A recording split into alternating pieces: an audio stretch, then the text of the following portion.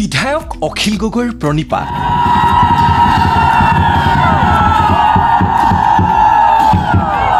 জাউৰিয়ে জাউৰিয়ে আশীৰ্বাদ ধ্বনি হৰিনাম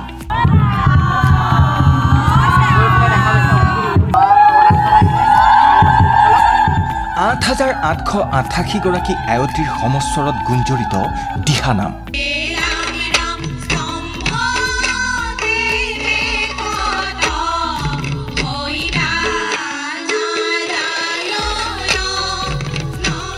দেওবাৰে এয়া শিৱসাগৰৰ পিয়লি ফুকন ষ্টেডিয়ামৰ পৰিৱেশ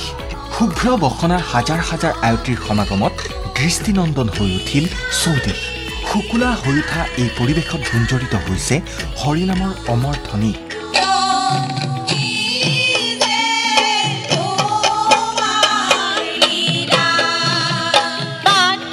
যুগলবন্দী সাংস্কৃতিক কলা কেন্দ্ৰৰ উদ্যোগত আয়োজিত হৈছে এই বিশেষ অনুষ্ঠান 8,888 গৰাকী আয়তীৰ পৰিৱেশনেৰে এই দিহানামৰ অনুষ্ঠানে আনুষ্ঠানিকভাৱে লাভ কৰে অসম বুক অফ ৰেকৰ্ডছত স্থান 10,000 গৰাকী মহিলা কেনেকৈ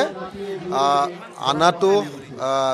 আৰু এনেকুৱা অনুষ্ঠান পৰিৱেশন কৰিব পৰাটো সঁচাকৈ বহুত ডাঙৰ ঘটনা মই সকলোকে ইয়াৰ উদ্যোক্তাসকলক ধন্যবাদ আৰু কৃতজ্ঞতা জনাইছোঁ ইমান ধুনীয়া অনুষ্ঠান এটা শিৱসাগৰ পতাৰ কাৰণে ঐতিহাসিক শিৱসাগৰৰ এই পিয়লি ফুকন ষ্টেডিয়াম আজি 10 সহস্ৰাধিক আই মাতৃৰ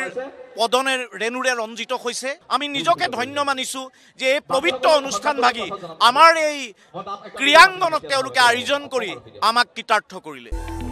আউনিয়াটি সত্ৰৰ সত্ৰাধিকাৰ ডক্টৰ শ্ৰী শ্ৰী পিতাম্বৰ দেৱগোস্বামীয়ে উদ্বোধন কৰা এই অনুষ্ঠানত অংশ লয় ৰাজ্যৰ ভিন্ন স্থানৰ পৰা অহা আই মাতৃসকলে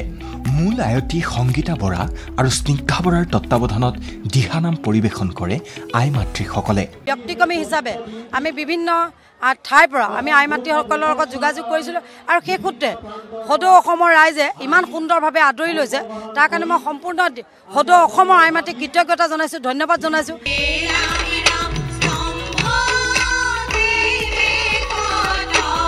অনুষ্ঠানত অংশগ্ৰহণকাৰীসকলৰ লগতে যুগলবন্দী সাংস্কৃতিক কলা কেন্দ্ৰৰ বিষয়ববীয়াসকলক অভিলেখ সৃষ্টিৰ প্ৰমাণপত্ৰ প্ৰদান কৰা হয়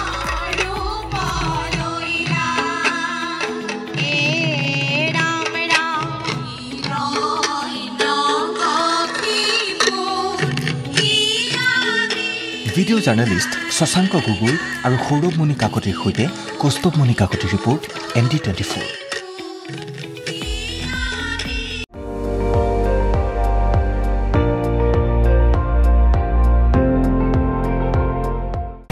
আপুনি চাই আছে ND24 সৰ্বশ্ৰেষ্ঠ নহয় সৰ্বোত্তমৰ দৌৰ